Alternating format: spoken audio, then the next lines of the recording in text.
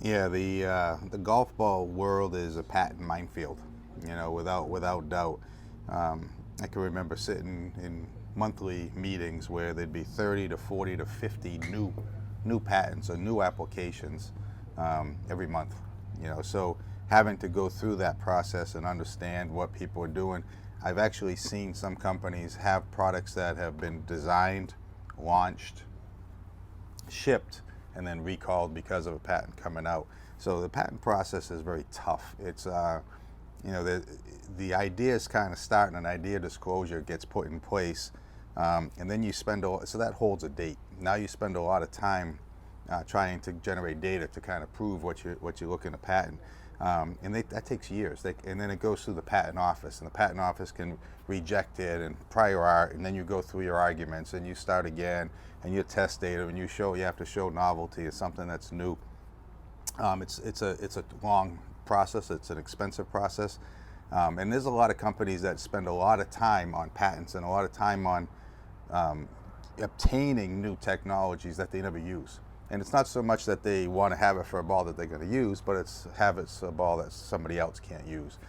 Pretty common. When you look at the patent world, some of the big manufacturers have thousands and thousands of patents, and they make four models of golf balls. So it's impossible that all those patents go into those golf balls. But it's done for a reason. It's expensive. There's a lot of R&D that goes into it, and it's a lot of time. The companies invest a lot of time. If you have somebody that comes in and takes something that you have off the shelf that's patented, or that you spent work and money and then after you get a patent granted, you have to pay yearly fees for it to keep the maintenance up on it.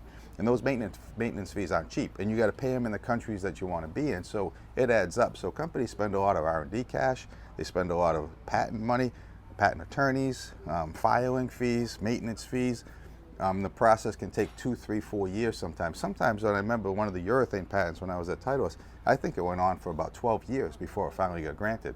So if you've got something in the works that's going on, nobody else knows about it in the industry, and then someone launches something and boom, here comes your patent, you got to stop making it. You got to pull it back.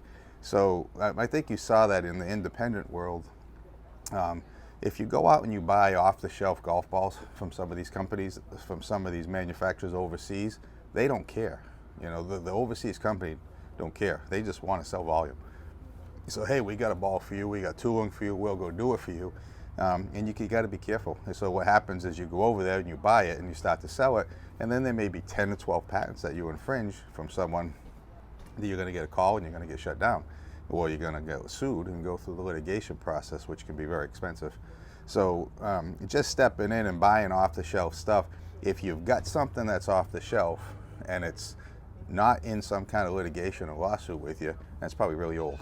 You're probably having something that's old technology that was done years ago. So a patent is it's 17 years valid from the day that you get the date, and I think it might be for 20 years from the application date, whichever one is longer.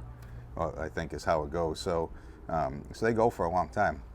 So you could be buying something that somebody walked away from overseas, and it's just a golf ball that they're making, that still could be covered under patents that are still valid if it was 15 years ago.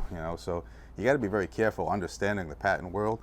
Stepping into golf balls to say, hey, I just want to be, I'm John Smith and create my own golf ball company tomorrow.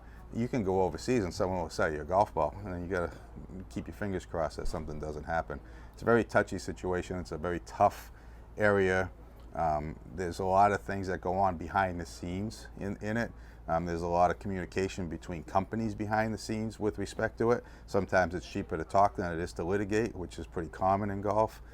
So yeah, very, very tough situation, and you should understand it. One of the benefits that we have at Snell Golf is I've been doing this for 30 years, so that's long enough where a lot of patents have already expired. So there's some technologies out there that are older that can be used, but there's some technologies that are better that can also be used that you got to be really careful of.